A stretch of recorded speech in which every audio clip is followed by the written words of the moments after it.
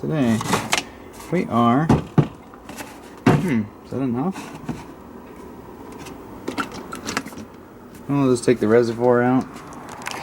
We're going to change the power steering fluid in our newly converted F150. I use ATF4 for the new pump. That's what it was covered in when I bought it from AutoZone. So let's pop the hood. This thing's already nice and warmed up. So and we have a Saginaw pump in here, not the old pump that this thing had in it. As you can see, we're using a Dodge power steering pump. And just barely got warm. Driving in stop and go traffic, freaking no problem. So, our power steering fluid is actually really good. The color of it is nice and purple, or a cherry red kind of color. I always see Chrysler transmission fluid as being purplish, and I actually like using it. I like having nice colors to my fluids, so I can tell if it's good or bad. So I'm thinking I'm gonna get my drip pan, and I'm just gonna undo this lower hose here, and we'll just let it drain off in there, and then we'll just fill it back up. Alright, a little clamp I got on here is a 1/4 inch. It's really nice how everything is not all grimy, like brand new pressure hose. Undo it some. Alright, there, that should just pop right off like that.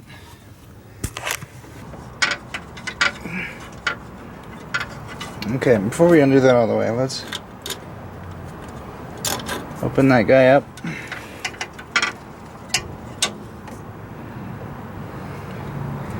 Not a whole lot's going to come out of the cooler line, so that's good. We'll just let that guy drain out. And like I said, we're going to have a bit of a mess on the frame. That's okay. And that should suck out quite a bit that's in there.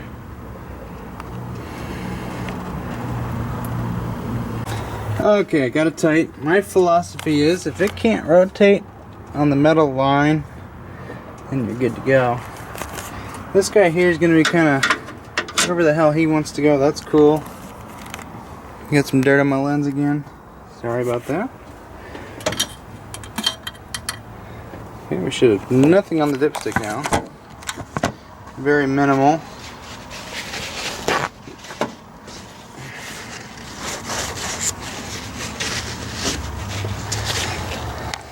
Let's see how much is in there. If we get anything off the dipstick. I don't think we will, and we didn't. I'll just set him off to the side. Now what I'm going to do is I'm going to pour enough to where I can see it. I want to be able to look inside and see it come up to about here. And I think that will be good.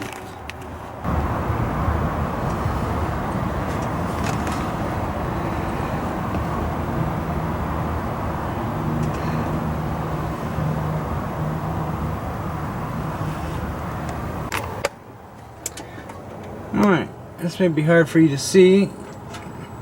Yeah, there you go. A little bit right there at the top. Make sure your cap is clean. Go ahead and stab that back in there. Make sure your tools are going to fall off. I put just a tiny bit of this in there, so I have probably just enough to top it off. I should be out of gear now.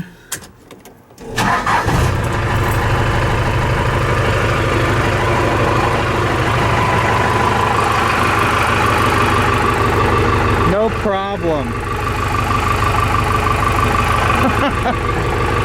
You gotta love a Saginaw pump.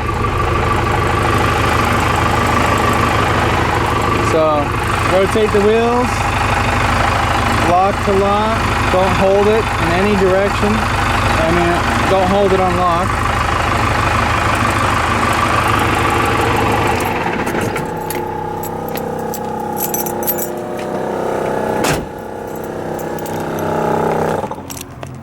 That's my vacuum pump there. Great thing to have for any, regardless of whatever engine you have. I recommend having a vacuum pump to run the brakes. Works way better. So now we should have sucked down just a tiny bit. Yep, we did. I think we'll be able to put the rest of that bottle in there. I think maybe more than that.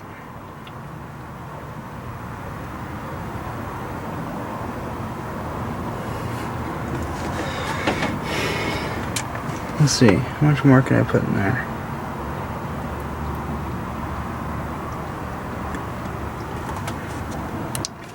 I want to put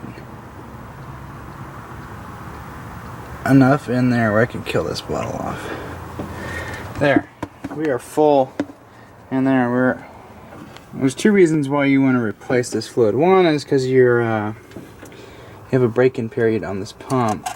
So when it is first put to use, it's going to have some initial maybe assembly lube or any loose material that might break free during its break-in period, which is common for a lot of things. So you want to change the fluid after you get to a certain point. So the second reason is this steering gear had Mercon 5 in it, which is a Ford power steering fluid, or sorry, transmission fluid. So we wanted to get that mix of ATF4 and Ford fluid, so I kind of get that out of there. I haven't had any problems with the two being mixed together, but I know if I had a transmission I wouldn't be very happy. But we got fresh fluid in there again. I'll probably change it again in the next month, and then just basically let the fluid get its full usage in. I would probably go about 60,000 miles before changing it. So that's how we do the power steering fluid.